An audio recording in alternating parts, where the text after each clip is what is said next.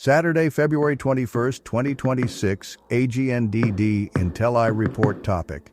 Trump says he will raise global tariff to 15%. Please pardon any visual and informational inaccuracies in this partially AI-generated article-based video. Trump says he will raise global tariff to 15%. The move signaled that the president would press ahead with steep global import taxes despite the legal setback from the Supreme Court. By Tony Rahm and Anna Swanson, reporting from Washington, New York Times, February 21, 2026, updated 5:17 p.m. ET. President Trump said on Saturday that he would raise his new global tariff to 15%, a day after he took steps to replicate some of the punishing duties that had been struck down by the Supreme Court. Mr. Trump announced the sudden change in a post on social media and said the policy would take effect immediately, as he signaled that he would press ahead with his aggressive trade strategy despite suffering a major legal setback. For some countries, such as Britain and Australia, Mr. Trump's new 15% tariff will actually be higher than the rates that previously applied to their exports to the United States. For others, like China, Vietnam, India, and Brazil, the new rate will be significantly lower. The previous set of duties were invalidated on Friday, after a majority of the court's justices found that the president did not have the authority to issue them. Mr. Trump had initially set his replacement global rate at 10%, using a provision in a law, never before invoked by a president, that allows him to impose an across-the-board tariff for 150 days unless Congress agrees to extend it. In the directive, he indicated it would take effect after midnight on February 24th. The statute caps the rate at 15%, limiting the president's ability to lift it again, though Mr. Trump has signaled he plans to use other trade powers in the coming months to add further taxes on imports. I, as President of the United States of America, will be effective immediately, raising the 10% worldwide tariff on countries, many of which have been ripping the U.S. off for decades without retribution until I came along, to the fully allowed and legally tested 15% level, the president wrote on Truth Social.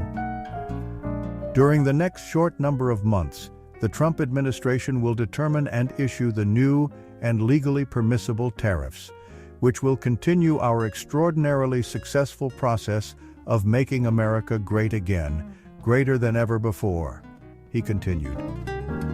Some White House staff members were caught off guard by the increase, people familiar with the matter said. It came less than 24 hours after the president had announced his 10% rate. Since the decision, Mr. Trump has railed angrily against the Supreme Court justices who ruled against his tariffs and threatened to impose even bigger duties against the world. The ruling extends a period of uncertainty for companies and countries, which have struggled to cope with the president's aggressive and fluctuating tariff threats since he officially embarked on his trade offensive last spring. The brinkmanship has strained alliances, rattled global markets, and challenged the U.S. economy, while leaving American businesses and consumers to shoulder some of the costs from taxes applied to their imports. But Mr. Trump has remained intent on tariffs, even in legal defeat. In reprising some of his duties, the president has doubled down on a strategy that he believes will raise money for the United States, encourage more domestic manufacturing, and achieve geopolitical objectives beyond trade. Mr. Trump has also leveraged the threat of tariffs to force other countries to reach favorable trade agreements with the United States. Many of those deals were cemented using tariffs issued under the International Emergency Economic Powers Act, or IEEPA, the approach that the Supreme Court invalidated on Friday. Still, Mr. Trump has warned other nations that they should stick to trade deals they negotiated over the past year or risk being hit with new tariffs. Some of them stand, many of them stand, some of them won't, and they'll be replaced with the other tariffs, he said at a defiant news conference after the justices handed down their ruling. But the sudden removal of his emergency tariffs, which had encouraged other governments to make trade concessions to the United States, is still likely to raise doubts among foreign leaders about whether to keep the deals they agreed to. Some governments have faced domestic criticism for concessions made to the United States, like in India, where farmers have condemned Prime Minister Narendra Modi's move to open agricultural markets. Indonesia had just signed its trade deal with the United States on Thursday, adopting zero tariffs on American goods in return for a 19% tariff rate on its exports.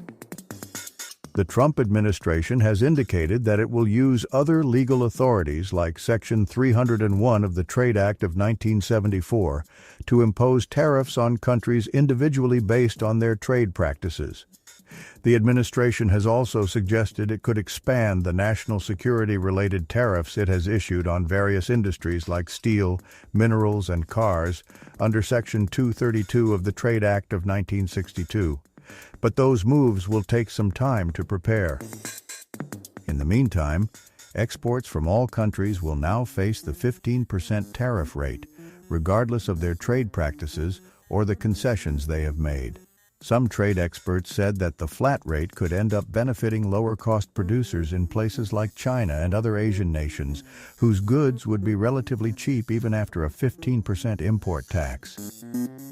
The new global tariff does have certain exemptions. Mr. Trump moved late Friday to carve out certain products, including beef and other agricultural products, which he had previously spared from the steepest import taxes to keep prices from rising. Nor will the new rate affect goods like foreign autos and steel, which are already subject to tariffs imposed on national security grounds. Mr. Trump preserved a policy that upholds the terms of a trade deal he previously brokered with Canada and Mexico, allowing imports covered by the pact to remain tariff-free. He also added some new exemptions to the tariffs. For example, for Central American countries included in a trade deal signed in 2004. Tyler Pager contributed reporting. Tony Rahm is a reporter covering economic policy and the Trump administration for The Times, based in Washington. Anna Swanson covers trade and international economics for The Times and is based in Washington. She's been a journalist for more than a decade. A version of this article appears in print on February 22, 2026, Section A, page 12 of the New York edition with the headline, "Rate Raised by 1/2 a Day Later. It's now 15%. Thank you for watching this AGNDD intelliReport, dear viewers. Please like, subscribe, and click the bell button to get notified during new uploads. And make sure to tune in next time. Stay safe and healthy. Cheers!